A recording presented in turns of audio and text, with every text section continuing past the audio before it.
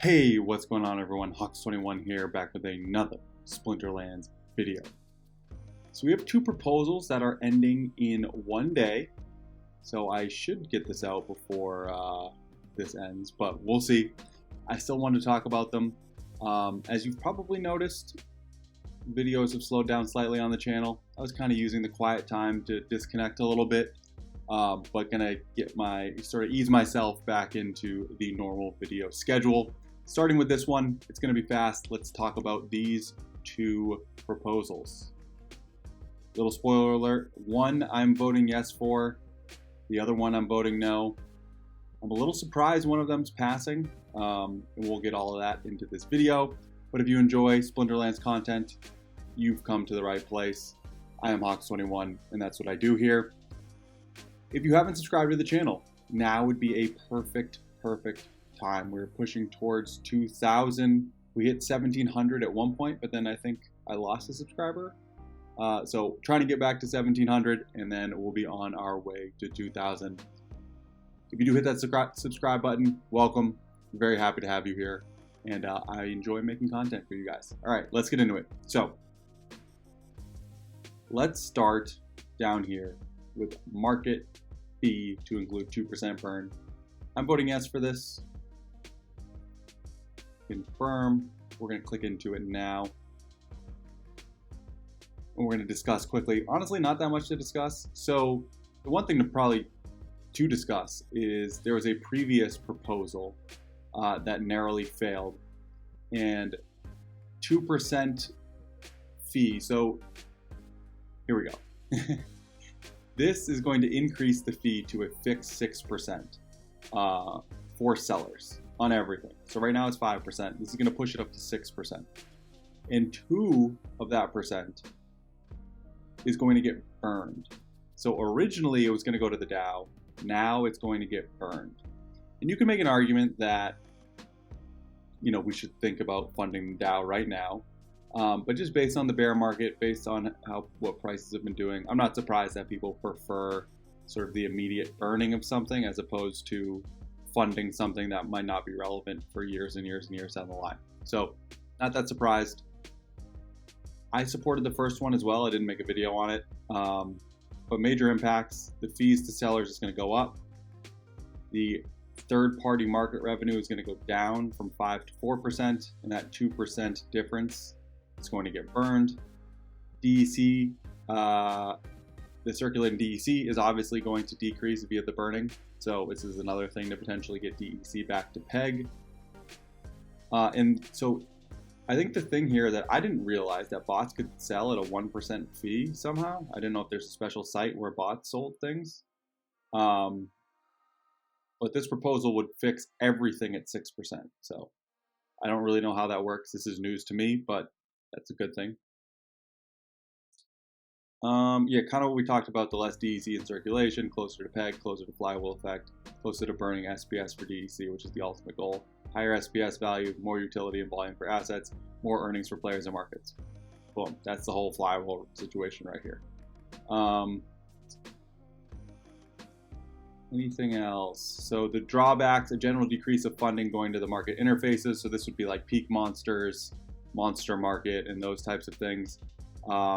You know, and if you're selling things, you now got to pay 1 more %. And the implementation, Yavamat has told the creator that implementing this proposal will not require a large development effort. The specific rates could be changed by a proposal in the future with very little coding effort after the initial change. Seems like they need to code in the fixed 6%. That's probably the big thing. And then after that, you could go 6 to 4, 6 to 5, 6 to 7, you know, whatever the future holds. So pretty, you know, I don't think this is going to be a big deal either way. I'm happy to vote for this, get DEC closer to peg. I don't think it's too controversial. Okay, here's the one where I'm very surprised, and I'm voting no on this one. And if you don't know what this one is, we're going to open it up real quick, because I'm very surprised this is getting support, specifically from a community that is so gung-ho about decentralization. So basically, Splinterlands wants to close the window for players to claim their SPS airdrop on July 26, 2023 at 12 p.m. Eastern Standard Time, 1 year after the airdrop ended. And all unclaimed SPS from the airdrop will be sent to the DAO at that time. According to their records, there's currently 33 million unclaimed SPS. So, not a very long proposal. To me, this feels like theft.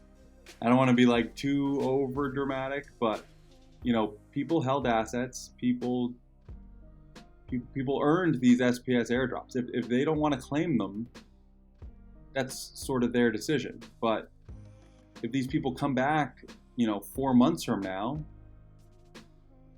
if they, you know, hear about Splinterlands 2 years from now and they're like, oh wow, wait, I had some stuff on that game, and they come back and their stuff is gone, I think that's a big problem. You know, to me, if people want to buy a bunch of stuff and sit it on account and not do anything with it, that is their prerogative. If they don't want to claim the airdrop, that is their prerogative.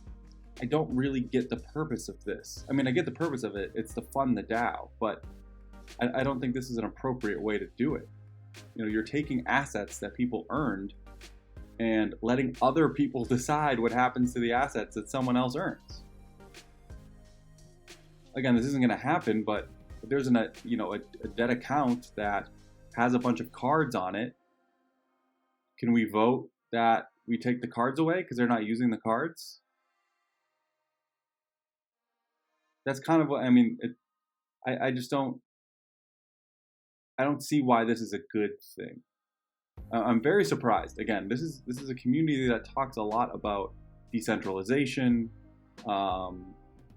You know, in the merits of that, a lot of people are afraid don't want to verify their identity on Splinterlands because of decentralization, but yet are still willing to go out and vote to effectively steal people's assets from them.